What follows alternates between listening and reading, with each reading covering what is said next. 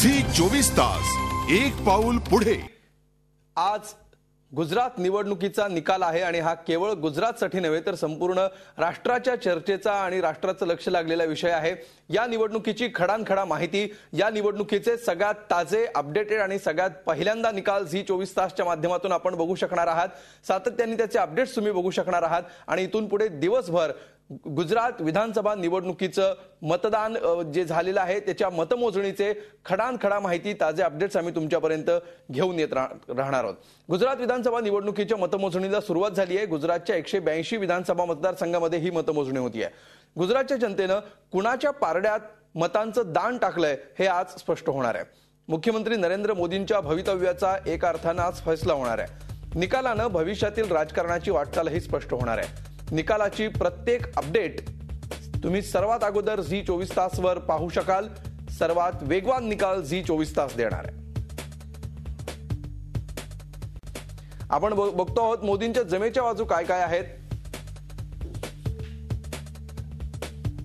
शहरी आणि ग्रामीण भागामध्ये 24 तास वीज पुरवठा, वर्षभरात आणखी 4,500 मेगावॅट वीज निर्मितीचं उद्दिष्ट, राज्यातील रस्त्यांच्या विकासाचं जागतिक बँकेकडून कौतुक,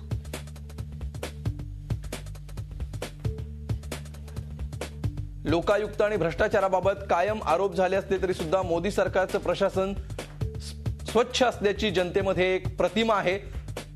मोदी ब्रँड, व्हायब्रंट गुजरात, बेटी बचाओ आंदोलन, ज्योतिग्राम योजना यातून मोदींची वेगळी ओळख निर्माण झाली आहे।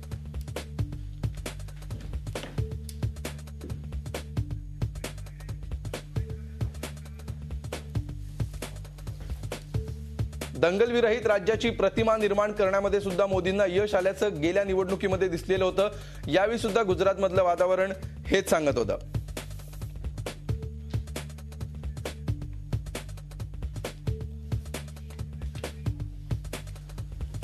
गुजरातसाठी भाजपचं संकल्पपत्र काय आपण बघतो आहोत। 30 लाख युवकांना नोकऱ्या देणार,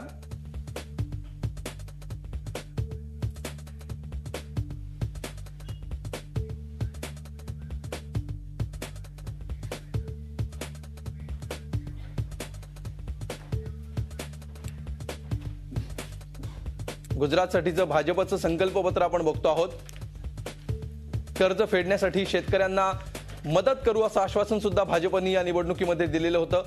शहरी भागात 22 लाख तर ग्रामीण भागात 28 लाख पक्की घरं बांधणार असंही भाजपच्या संकल्पपत्रात म्हटलेलं आहे। जेनेरिक औषधं मोफत देण्याची घोषणा सुद्धा भाजपने केलेली आहे। सर्व नागरिकांचा आरोग्य विमा काढणार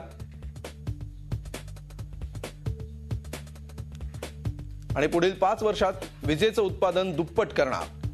गुजरातसाठी भाजपने जे संकल्पपत्र दिलेलं होतं, गुजरातच्या जनतेला जी आश्वासनं दिलेली होती ती आपण बघतो आहोत।